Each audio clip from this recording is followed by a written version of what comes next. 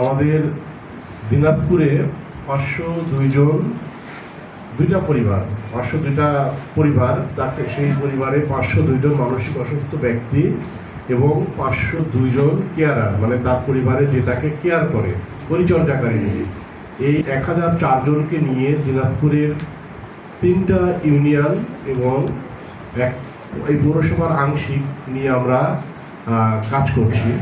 তো আমরা যে কাজগুলো করছি সেই কাজগুলোর মধ্যে উল্লেখযোগ্য হলো যে এই মানুষগুলোর কাছে বিনামূল্যে তাদের গ্রামে হেলথ ক্যাম্প করে সেবাটাকে পৌঁছে দেওয়া। এই হেলথ ক্যাম্পের সাথে আমরা যে জিনিসগুলোকে দিচ্ছি সেটা হলো যে সাইকোসোশ্যাল কাউন্সিলিং এবং মেডিসিনটা সম্পূর্ণ তাদেরকে ফ্রি অফ কস্ট দিচ্ছি, যেন এই দুইটা মানুষই তাদের উন্নয়নটা তারা নিশ্চিত করতে পারে। এবং এই কার্যক্রমটা করছি আমরা সাভার আমাদের দিনাজপুর সদর হাসপাতালের সাইকিয়াট্রিক ডিপার্টমেন্টের সাথে।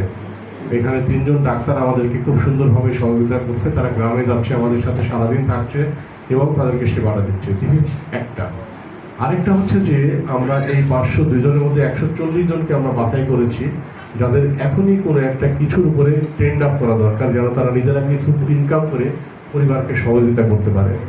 তো আমরা 140 জনকে বাই রোটেশন ট্রেনিং দিচ্ছি, যে ট্রেনিংটা এই 29 তারিখে শেষ হবে। তো 140 যখন ট্রেনিং প্রাপ্ত হবে তখন কী করবে, তারা তাদের গ্রুপে আমাদের পক্ষ থেকে কিছু গ্র্যান্ড সহায়তা পাবে। সেই গ্র্যান্ড সহায়তা নিয়ে তারা তাদের এই যে ট্রেনিংয়ের যে অর্জিত জ্ঞানটা, সেই জ্ঞানটা কাজে লাগিয়ে কিছু করতে পারবে। Particular the condition specific, whether it is a disability or mental health or elderly, dementia and chronic illnesses as well as terminal illness. But the people who are caring them, the family members who are caring them day in, day out, absolutely there is no recognition of that vital role they are playing for their loved one.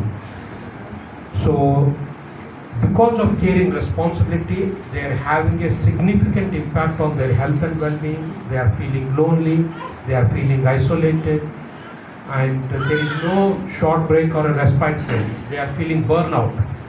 And of course, country like Bangladesh, India and South Asia, we don't have a social protection for carers. Like people with disabilities, elderly or widow, they get some kind of pension. But carers, there is no support for them. So that is having a huge financial burden on them.